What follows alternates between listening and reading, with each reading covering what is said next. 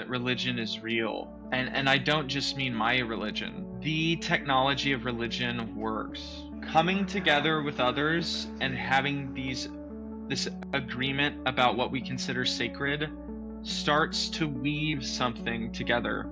Truth is something that exists and that we have to create a raft to get there, and the raft is religion. And that raft is real. It's a real structure. It's actual. You are now entering the container.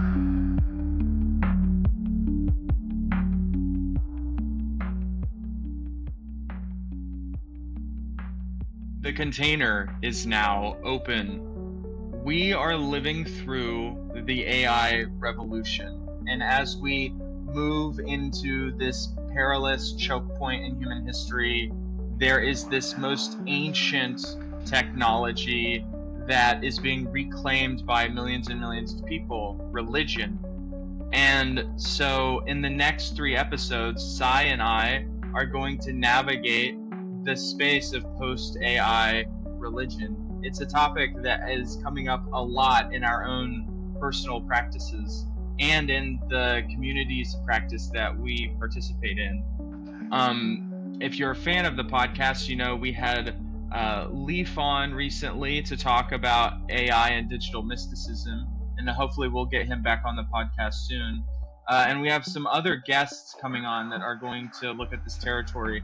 But just to set full context, as great circlers, we want to set full context. And so that's going to take a few episodes, I think, of us really showing the territory as we see it. And I like this sort of approach of it's like da da da da da da da, this just in, da da da da da da da, like emergency broadcast, because it does feel like the timeline keeps being twice as fast as we thought it was. And so that is just a way to open it up. And I've noticed now I have this desire for you, Sai, to enter the space. I just exploded with 1,000 words and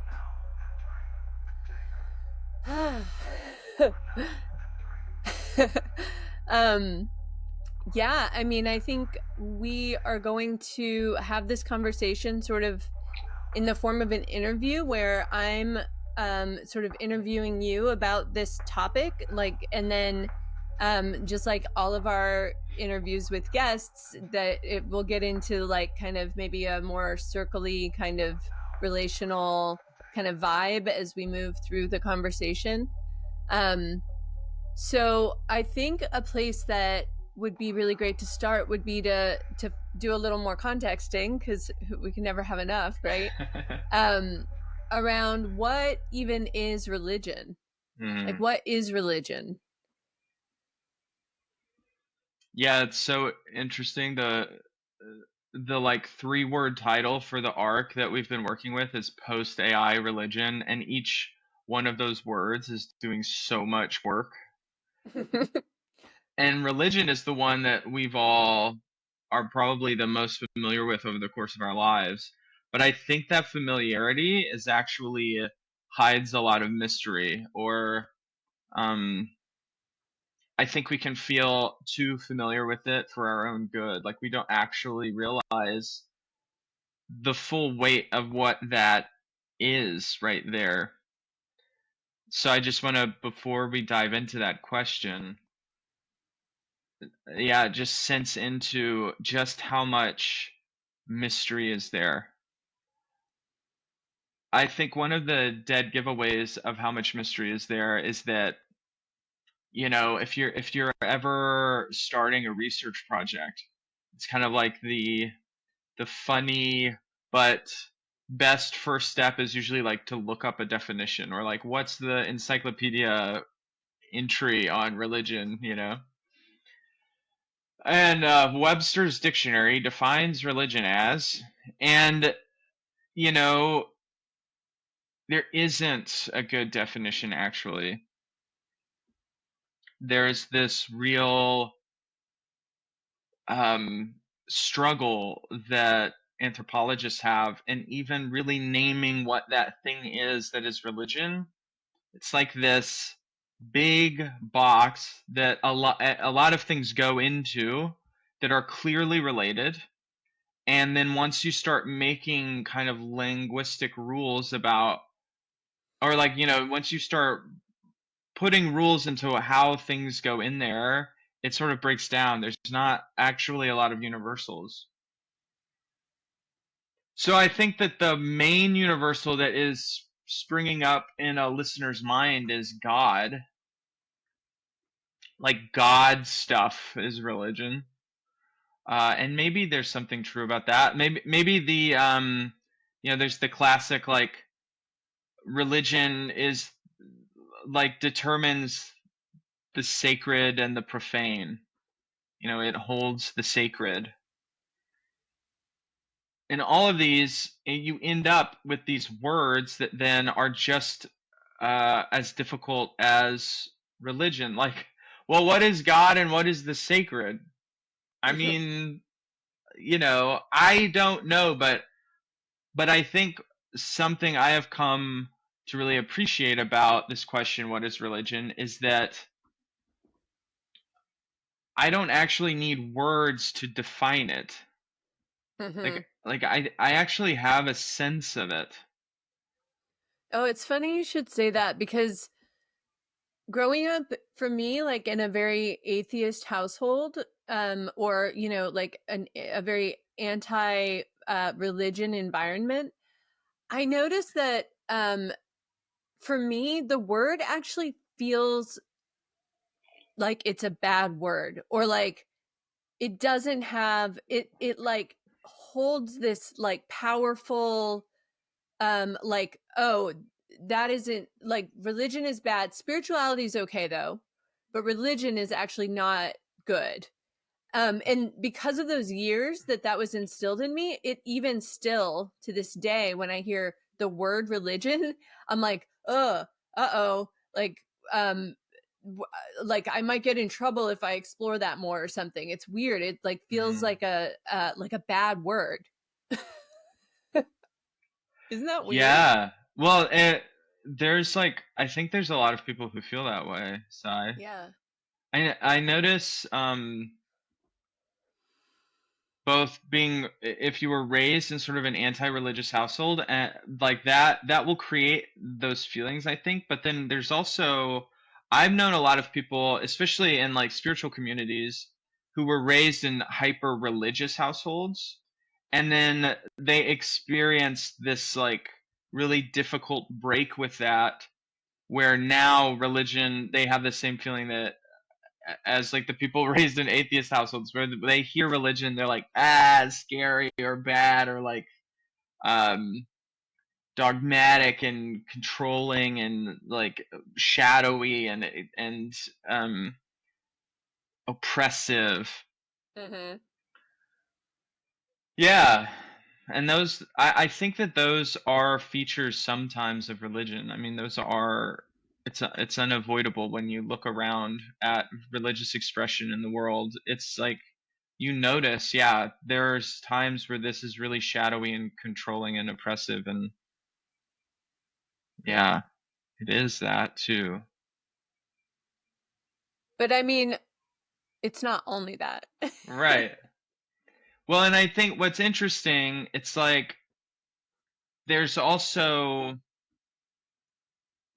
anti-religious sentiment can be oppressive and controlling and dogmatic and restrictive. It's like those modes of being are actually not, they don't appear to me to be super well connected. It's like belief systems or like assertions about the way the world works, whatever they are, often have these kinds of expressions of control and repression and like Mm-hmm. dogma, but in like the bad sense. There's like positive senses of the word dogma that I don't want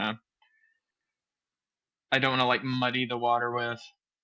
Yeah, I mean, because those are like, yeah, those are the shadows. And then, what I know we've been talking about a lot is on the other side of those shadows are things like religion as a container or religion and restraint. And I wonder, like, do you want to talk a little bit about that? Yeah. And it's delightful that we've arrived here, because when we first started the podcast, we called it the container, because as like this allusion to when you're facilitating events in relational arts, you create Mm-hmm. containers. Like that's like the way that you talk about it in the vaguest sense, that the category that it kind of encapsulates all of the work that you do with designing events like that. But actually there's a lot of containers. Containers being like these restrictions you put up. It's kind of like a box you create that people can interact and play inside of, where they know the limits of what we're doing. And so a container kind of creates, through limitation, it creates the ability for more creative self expression, because you don't have to spend nearly as much energy or concern figuring out like what is even allowed, what's even possible, what's even. So, there's that novel Gadsby. I forget who wrote it, but it's this famous 50,000 word novel that doesn't use the letter E. Or like, there's a lot of in art and in literature. There's tons of examples of artists self-imposing limitation to be more creatively free. And if you create art and you're listening, you've probably experienced this, where um, if you're given like a challenge or something, it's like, oh, the limitation of the challenge allows me to just immediately start painting or writing or composing or sculpting. So there's this way that religion, by creating a container, actual a container that contains our entire life, um, it gives us a really high level of play and freedom opportunity. So like religion as a container is okay, yeah. So I really want to get this right. So you can think of religion as a container, and that container, the walls and the floor and the ceiling of it are ideas about, this is what is sacred. This is what we revere, and we revere this stuff, and so we are only allowed to treat it in these certain ways. um we always do this on Sunday, or like, with it. I think the Catholic Church is beautiful around the Eucharist, where this is the actual body and blood of Christ, and so you need to be in a state of grace to receive it, and you need to receive it on Easter. Like that's a priority, and that like um yeah, because it's important. It's like it's sacred.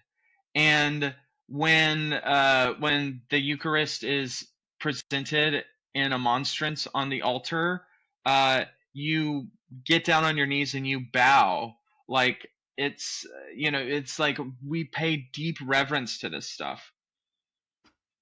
We also, in Catholicism, there's like rules around marriage, and there's rules around human sexuality, like pretty strict rules that a lot of people don't agree with, which is, I don't want to like advocate for any religion here, but that the idea that you would put a container around human sex, like that you would put a container around um your behavior, like with the commandments. There's like, yeah, religion creates boundaries that we don't cross. It creates and that designates a space where it's like, in here everything makes sense, because it's limited enough to where you can make connections between everything, and you can play. You can play because you know the fucking rules. That's so important. Like, we live at a time where calories are so cheap, and I mean, for those of us who are lucky to live in parts of the world where that's true, it's like calories are cheap. electricity is cheap, clean water is cheap, and and we have like smartphones, we can like entertain ourselves forever, but it's not fun.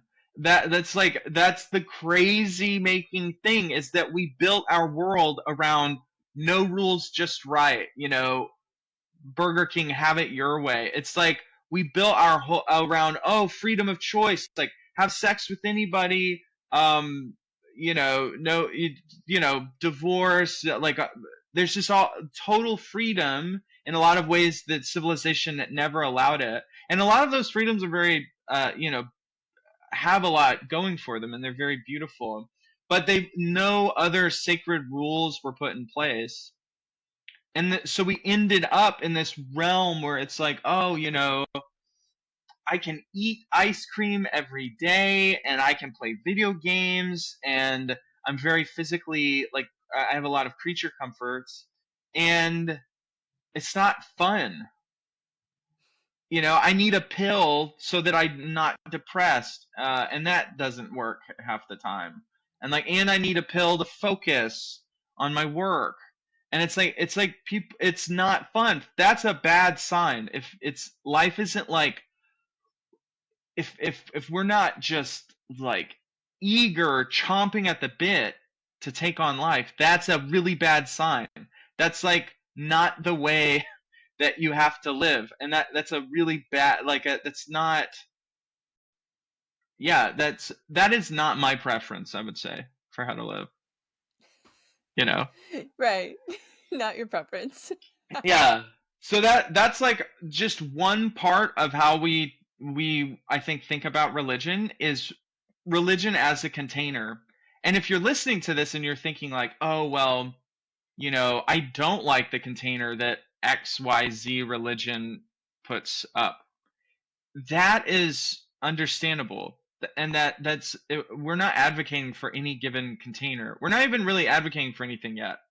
It's just like, this is the way that it is that when you don't have a life container where even the meaning of life and the reality of death are held in it, if you don't have a container that big, it like leads to misery and not having a good time, which, yeah. So religion offers a container. That's one of the really important things. It holds the biggest questions too. It's not just around sex, which is huge. It's not just around what's sacred. It's also stuff like death and birth and the meaning of life and like existence itself. And there is some shopping we can do now, um because we live in the world we do. Like, we have access to so many religions in a way people in human history never, you really only had access to the religion that was dominant. If you were lucky enough to live in like India during a few centuries, you had like access to maybe like 7 religions, and that was like crazy. But for the most part, you had like the tribe's religion, or like, you lived in Europe and you had, okay, well, I guess I'll be Catholic. um those that It's like we can shop around some, and you don't have to be stuck with like a container you don't like. We'll go in later, I think, about why it's a good idea to make peace with the religion of your youth, or like of your family or of your group, and that like there's ways to navigate that, I think, that are worth the juice is very much worth the squeeze. So that's my pitch on religion as a container, but I want to like stop talking for a while. I have like a big red alert in my system right now of like, yeah, talking too much or something. There's a Yeah. I wonder if it feels that way because we kind of switched up the format a little. So, you know, in a way, you are supposed to be talking more for how we like decided to do this, but then doing it actually feels like, I'm doing too much talking. Yeah, I think you're right. um, It's ooh. yeah, the container, I really appreciate the religion as a container. And when I think about how religion in that like when we've contexted it in that way is different from spirituality. I think like that's kind of one a Mm, perfect way to explain the different like the difference is that spirituality is is much more like airy and flowy and like doesn't have the as much of the restraint or restriction. It's like, oh, I believe in some, it's like agnosticism, like I know there's something out there, but like I'm not, I kind of, I don't subscribe to one thing. Or um it does have like a lot of the same kind of uh features, like you can do some really intense exploration of death and be in a spiritual sort of, be a spiritual person. um but it doesn't have as much of the restraint and the container. It's not as contained. um and it kind of speaks to what you were saying about like modern culture of like have it your way, like it could be whatever you want it to be. And not to say it's bad. I mean, I'm a very spiritual person. I identify as a spiritual person. Um, it also, for me though, like using that term actually like was my card out of like religion was the bad word, but I was able to say, oh, I'm spiritual, and people wouldn't be like judging me or thinking like um a specific thing about me or something. This is all in going on in my head. I don't know if people were really doing that. um but it feels like a safer term because it could mean so many different things, whereas it seems like religion is more constrained mm. in terms of what it could mean. Hearing you say that, I'm imagining, I'm trying to find some metaphor that gets this right, but it's like religion is a structure and spirituality is like a way of showing up in your life. It's like a mode, Yeah. you know. Yeah. It's like so hopefully you bring a lot of spirituality to your religion, you know. Right. It's like Yes. religion without spirituality is just an arbitrary set of rules. It's like, It's very boring. yeah, it's boring. It's Like very, Catholic school, maybe. yeah, Like, or like military school or something. right. Exactly. It's like being in boot camp your whole life. It's just rule. I mean, it's just rules. But when imbued with spirituality, which I would imagine, I think, um, when I really feel into that, because I agree, I identify as a spiritual person, or like as very spiritual. And there's a way that even doing the dishes, you can be spiritual. You can give yourself in that way, be in that mode of presence and like kind of honoring what's arising, and yeah, welcoming everything and sort of fluidly and beautifully, um what everyone now says alchemizing, but like transforming what's coming up and turning it into, yeah, more part of your path. And like that, it feels to me as if spirituality is sort of the path you walk and religion is the structure. It's a technology. It's a spiritual technology. Mm-hmm. Yeah. Yeah, that Yeah. makes a lot of sense. There's one other piece I wanted to say about the restraint. Okay. And because I was thinking about this the other day. I shared it with you, I think. A way that I want to communicate to people just how freeing restraint can be. Yeah. Yeah. Take a child and put them in a sand pit, and they will immediately start playing. Take a child and put them in the sand dunes, and they will immediately start crying, and they're lost wandering in the desert. There is a huge difference in restraint there. It's Yes. like the restraint of the sandpit, the containment of it, is what makes that fun. Right. If it's not contained, it is not fun. It is a Right. survival situation, right? Or even at the very least, just like it's falling out the sides because it doesn't have sides. And then it's like, I can't get it to pile up and do the thing I Right, want it to do because it's just like spreading out everywhere. And it's right. like, And it's it's just like a pile of dirt or something. right. And it's not like no part of it is your domain. So it's also there's Right. no like yeah, there's no way to like keep it all in your head.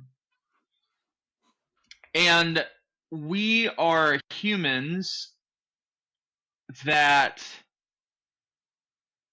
are, in some way our mind is limited, I would say.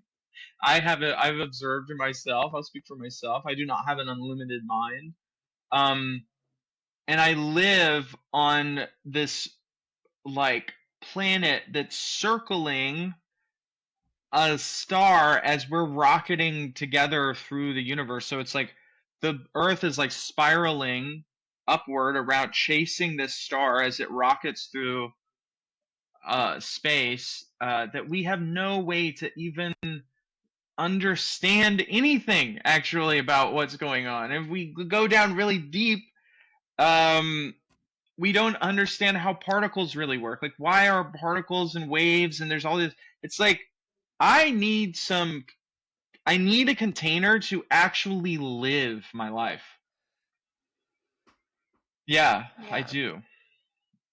Especially given that with AI coming online, we're about to be in a situation where a lot of our ego identity, especially around like career and work and the things we do with our time every day, is going to like Mm, potentially go away completely, right?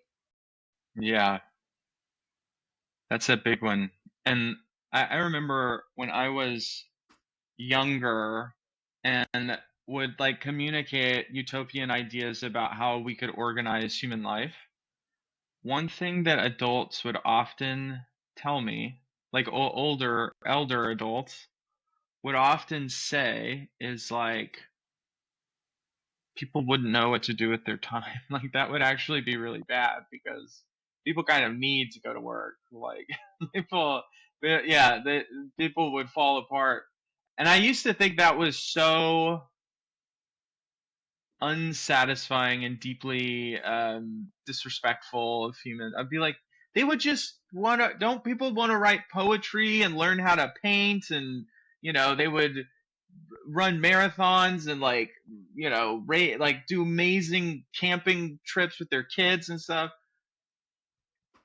But now like AI in 10 years might wipe out like 90% of jobs between AI and robotics and like the interaction between all these technologies. It's like even if it eliminates 50 jobs, 50% of jobs, like that would be um world changing. Right. We would have to like there is this very likely timeline where we're going to have to navigate universal basic income or some kind of way to disentangle labor with being able to survive. Yeah. It's like, yeah, global techno capitalism is going to have to navigate the socialist revolution. Like to some degree, we're going to have to do that. Um, or there's like an extremely bleak set of timelines where we don't do that, but Mm-hmm. I don't know. I think that people will want to do that. People will not want Yes. 50% of humanity to just die or something. And so, yeah, like what in our materialist age and our like scientific like obsessed with quantity age, so many of us build our entire identities around work.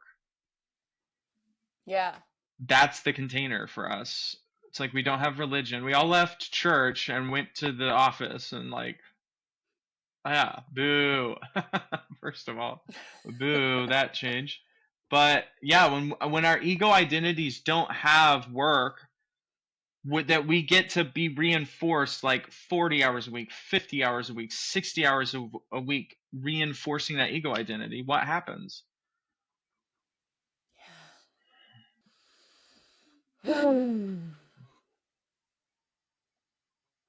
I don't know, but I'm excited. Yeah. I'll tell you that much. What happens? Well, I mean, we need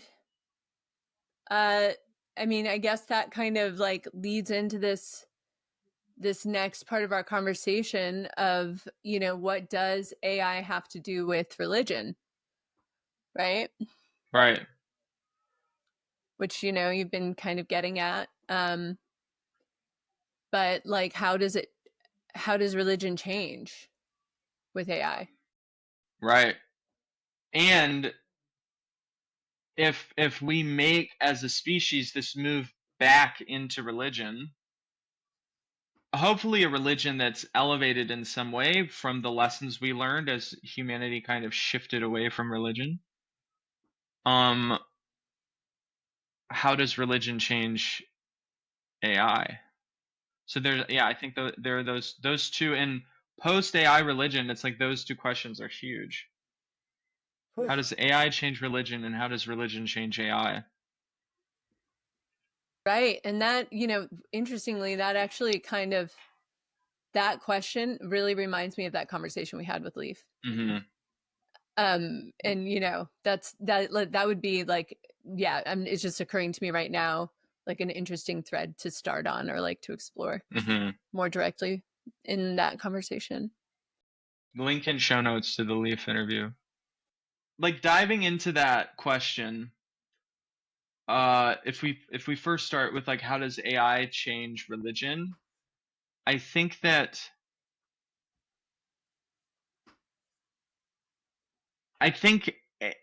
on one hand AI will start it already does this. If you look at subreddits about AI, uh every day people write messages freaking out that like I had this conversation with AI and it's just like I'm like, is it conscious? Is it not? You know, they're like freaking out because like every day AI gets better and better at least appearing to be conscious. And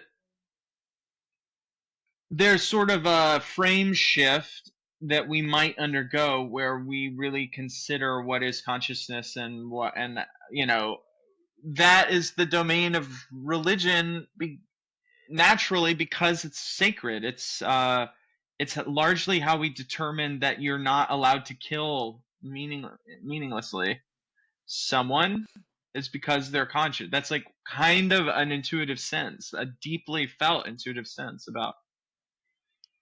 You know, that's why there are a lot of people who are like, I'll eat fish, I'll eat chicken, but once you get to mammals, it's like they're too conscious.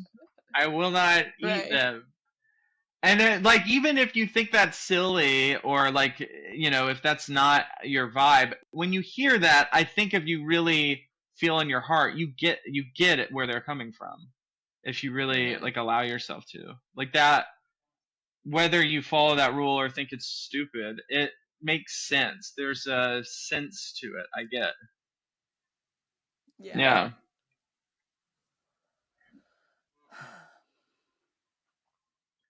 But I think AI also changes religion in the sense that um as AI takes up more and more of the human world, like runs on it, there is this sort of apocalyptic concern opens up about, well, what are AI's values? And like if it's making all of these micro decisions all the time, like where would it start to veer us off into? And then as AI becomes quicker and more and capable of like improving itself and quicker at programming, than humans, which is like maybe we're there. It like the advancement takes off in such a steep curve that it becomes like, what are its capabilities like next week? Once it, once it starts doing that, it's going to be explosive and shifting through new paradigms, and like containing that requires an imposition of sacred, what we consider sacred. Like Right. it really requires that, because AI presumably does not have that inborn in it. Yeah. For sure. Yeah, it's like a total revolution of the way we we like engage with a day of the Mm, week. Like even down to the smallest minute, it's like such a radical shift, and having, you know, this sacred, like this understanding of the sacred and this religion to, you know, be the container is like a way that we could be spending our day mm. and our week and our life and our community and our, you know, it's like, um and then thank you AI for taking care of all of the other like bullshit and stuff for us. You know, in the Yeah. Popol Vuh um, of the Mayans, there's this imposition on humans that their job is to count the days and to worship the gods. That's always really stuck with me. You know, or like Christ in the Gospels, he gives us only two commandments, which is to love God above everything and to love each other. Yeah. And like, no, you know, there's very rarely in religions an imposition of like, get a degree and pick a job in a field that will, you know, it's like there's very little about work being the center of your life. It's usually not work, you know, it's never work. That's never what is. The sages throughout time, the religious teachings have always placed at the center the sacred, and the sacred is always the absolute. It's never work. And so there's this potential, like when I hear you talking about how AI can reshape our day and give us this time for like total attention and energy into like religious pursuit, there is this hope in me that opens up of like, is this actually what we need to like for our limited um physical incarnated bodies to actually put the absolute at the center? Like, is AI the technology that actually like, oh, we're able to disengage from the worry and concern and the way that work is able to sort of uh colonize our entire system in a way? Is this the liberating point that's, oh, we can go back and return and actually put the absolute in the center on a mass scale, you know, not just a few monks in the desert, but like, you know, everyone. Yeah. Ooh. Wow. So Mm, inspiring. So inspiring and so exciting and so vast. It's like just barely scratching the surface of, you know, what this topic of post AI religion in this first conversation. Um, it, yeah, I mean, I'm wondering what else we would want to add to this, you know, section of our conversation, um, and what we might be looking forward to mm-hmm. as a next piece. You know, where do we go from here in this exploration? Maybe listeners could share some ideas or some, you know, some curiosities in the comments, or send them in, or something like that. I love But that yeah, I'm idea. wondering what you think about that. I want to echo what you say. If you're curious about these, please about this topic, please in the comments kind of share where you're at, what you're seeing. Um, it's going to take all of us to figure this out ultimately. Right. And none Yeah. of us in a weird way. It's like the unfolding is, you know, form is the wave. So there's like there's that.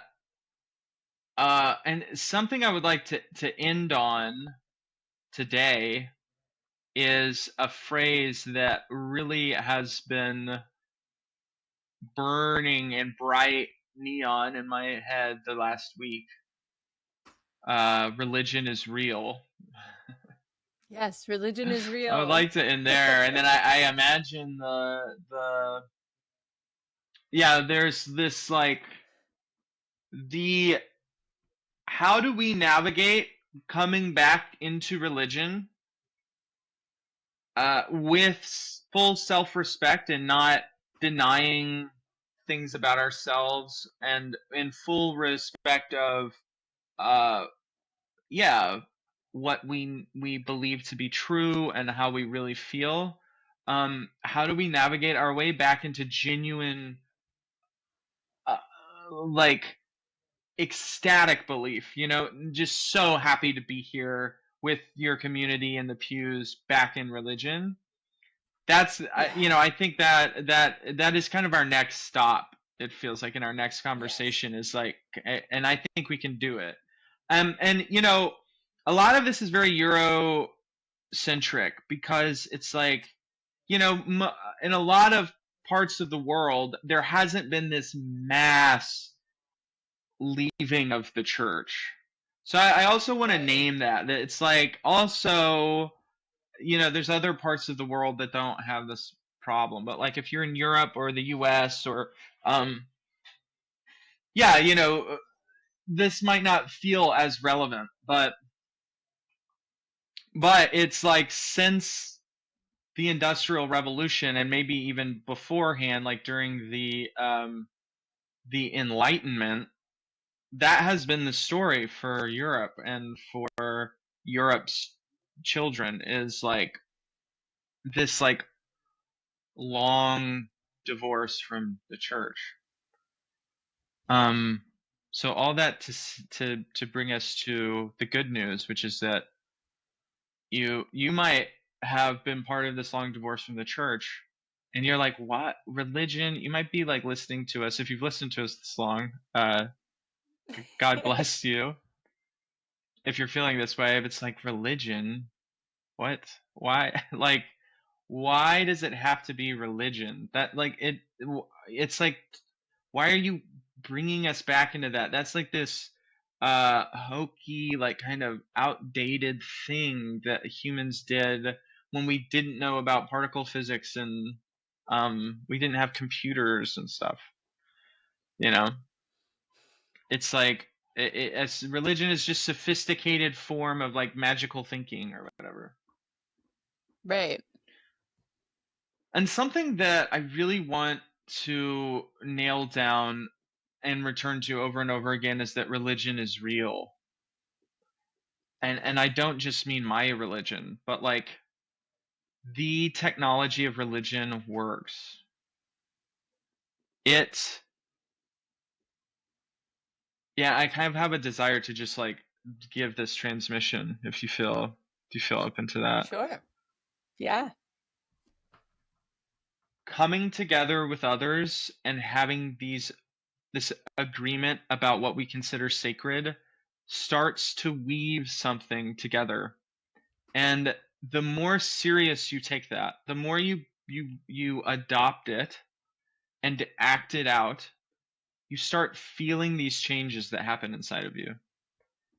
And you start noticing in the world things unfold in accordance with that shared belief. And you start to realize that truth is something that exists and that we have to like create a raft to get there, and the raft is religion, and that raft is real. It's a real structure. It's actual. Every time people repeat the Hail Mary, they're making the reality of Mary more real. And Mary is real, and the incredible transcendent nature of the story of the Blessed Virgin being met by an angel and submitting to God's will and giving birth to God is like real. And you make it real again and again and again. And you kind of, there's like this transcendent truth, and then there's the, we're humans on this rock spiraling around a sun, hurtling through space, and we are building this raft to get to the transcendently real. But that's true of like Krishna and Vishnu, and it's true of like the Buddha. Like if you go to your Sangha and you don't just go because you think that meditation is going to improve your ability to focus or whatever, but you go with all of your heart and all of your might and you work together, it's like just the truth of it, that evanescent, just like glittering truth that pervades everything, that is hidden in the mystery of these religions, that will make itself known a little bit more now, a little bit more. Sometimes it spikes really big and you'll have like an experience where it's undeniable and so absolutely obvious that you can't ever shake it again. But like, I don't know how it all works, but it is real. Like the system works. The whatever religion it, containers of this magnitude actually work. They take effort, and we live in a world that ideologically has defined as obvious the fact that God isn't real. And it thinks it's obvious that magic isn't real, or any of these things. And yet, go to a culture where magic is seen as real, and then there are all these weird things that happen. And it starts to become a lot less obvious what is true. And it's like, is it just not true here because we're not making it true? We're not doing the work to be able to see and live that truth. There are these there I forget, I wish I knew the tribe name in Africa where the like shaman are able to like give people a curse and then the people drop dead. And when anthropologists have studied this, they've had to make up these psychological reasons why, oh well, someone feels so separated from their tribe, maybe then they die. And it's like, or magic is real. Religion is Yeah, real. right. Religion Yeah. just happens to be real. For real. I have a good friend. I guess I don't want to use like names or anything, but he was in India when his teacher died, and this is a very sober-minded guy, and he was there to see, like, in the heat of the Indian summer, the body did not decompose. It smelled sweet. Rainbows appeared in the sky. And before they made the announcement, the thousands of calls came in from people who were visited in their dreams by the teacher saying, "C'est la vie, my time has come." Religion is real. It's it's so frame breaking. For most of my life, I that would have just totally shattered what I would have thought was possible. But the system works if we work together. Yeah. Yeah.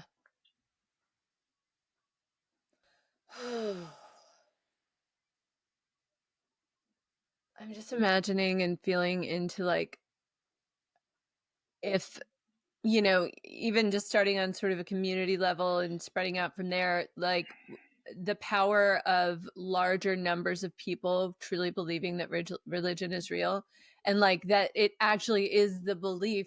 It's like I remember being a little kid and it being like, well, if you don't believe in it, like if you don't believe in Santa, then he doesn't come, or if you don't believe in the tooth fairy doesn't come. Like that used to be like a trope of like Disney, and I mean, um but then to imagine like, yeah, if enough people are knowing that religion is real, then magic, it has like more of a, it can happen, it happens Mm. more. Yeah, that I think that's how it works. I really do. That's my Yeah. experience. When I want to say like an anecdote that really highlights this. Um, I had this friend who was really into occultism. And this was back when I was really into occultism, and they like always were having dreams that had images that would come true, or that would like reappear in really like crazy, like freak out moment ways.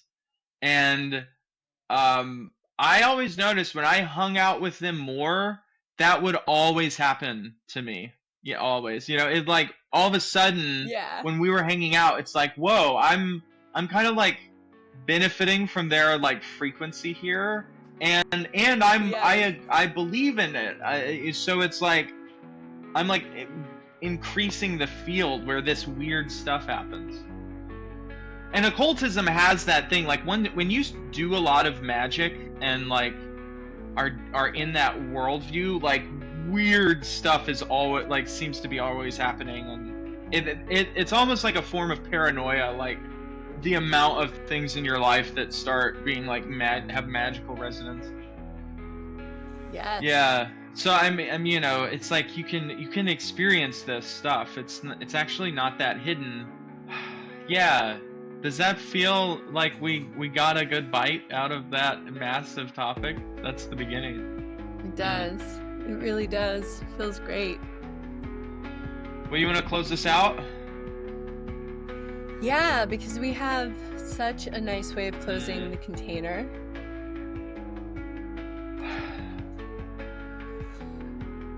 Keep it namasty.